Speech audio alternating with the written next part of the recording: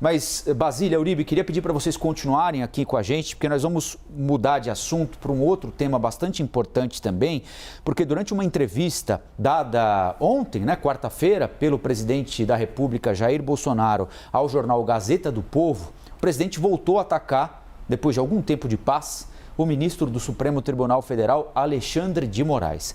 Bolsonaro foi perguntado sobre o inquérito no qual é investigado por associar a vacina contra a Covid ao vírus HIV. Algo que foi absolutamente, obviamente, desmentido por qualquer especialista, Não há nenhum vínculo.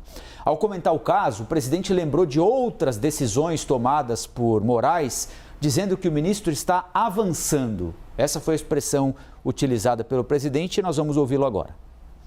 É uma violência sem tamanho praticada por um ministro do Supremo Tribunal Federal, que agora abriu mais um inquérito contra mim em função de uma live que eu fiz há poucos meses. O abuso, que eu disse, ele está no quintal de casa. Será que ele vai entrar? Tá?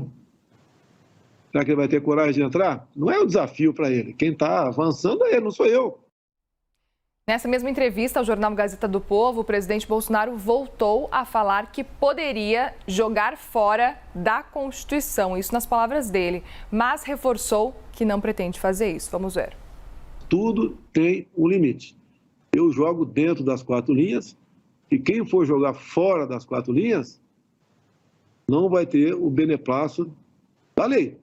Se quiser jogar fora das 4 linhas, eu jogo também. Não pretendo fazer isso, isso não é uma ameaça para ninguém, mas que cada uma dessas pessoas façam um juízo da sua consciência do que está fazendo. É inadmissível desmonetização por parte lá de um ministro do Tribunal Superior Eleitoral, é inadmissível o que acontece por parte de um ministro do Supremo Tribunal Federal, isso é inadmissível. Nós estamos aí cada vez mais nos preparando para buscar o ponto de inflexão nisso que não chegou ainda.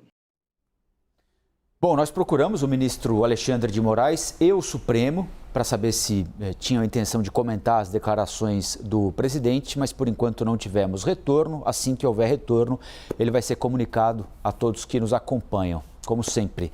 Basília, houve um momento de auge da crise institucional entre o presidente, Supremo, Congresso, ali nas manifestações do dia 7 de setembro, quando na Avenida Paulista o presidente disse que não ia respeitar mais decisão do Alexandre de Moraes.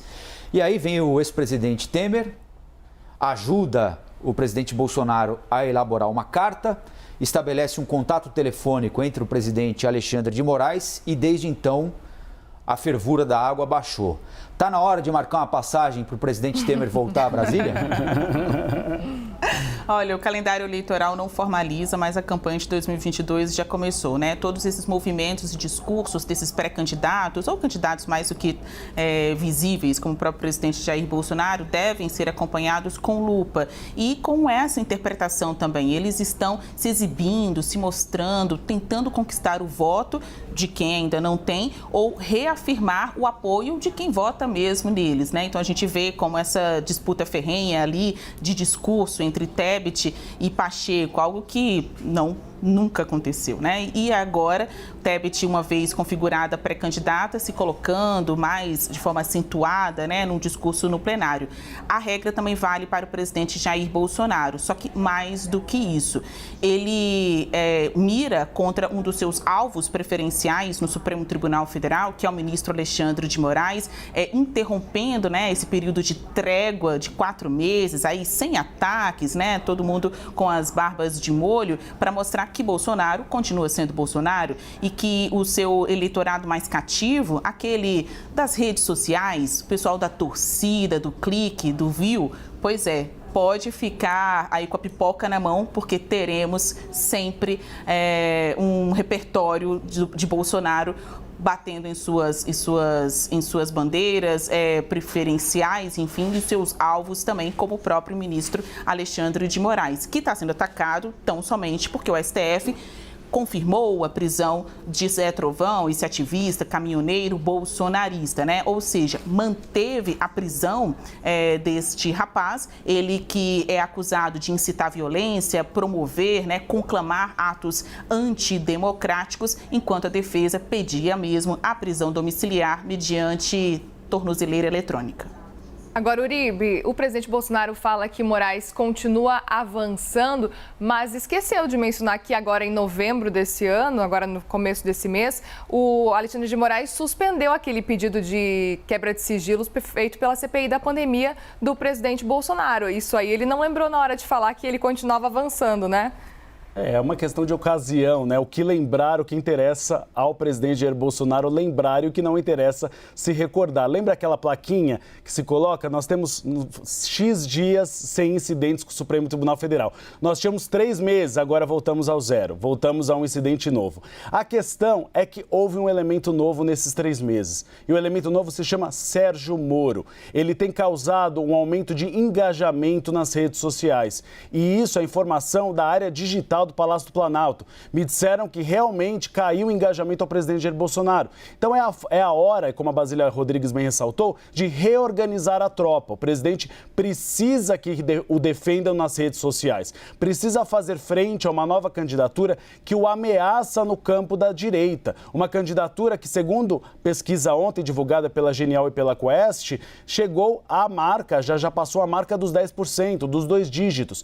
Então, uma estratégia do presidente Jair Bolsonaro é uma estratégia recorrente de radicalizar o discurso para fidelizar o voto e não perder o voto. Essa pesquisa apontou que Sérgio Moro teve um avanço, sobretudo, sobre brancos e nulos e sobre aqueles eleitores que não sabiam em quem votar. Ou seja, ele se tornou uma espécie de ameaça para uma reeleição de Jair Bolsonaro. É por isso que o presidente deu essa radicalizada. E não foi só o Supremo Tribunal Federal. No discurso que ele fez em um evento da indústria, utilizou até palavras de baixo calão para criticar o passaporte da vacina. É o Bolsonaro de antes, é o Bolsonaro tentando readequar a sua tropa, tentando fidelizar esse apoio diante de uma nova ameaça que surge. O presidente conseguiu estancar, e a pesquisa mostra isso, um pouco a queda de popularidade sobre a população mais pobre. Isso eu conversei com analistas políticos e até com cientistas também que fazem análise de pesquisas. Eles apontam que a questão do Auxílio Brasil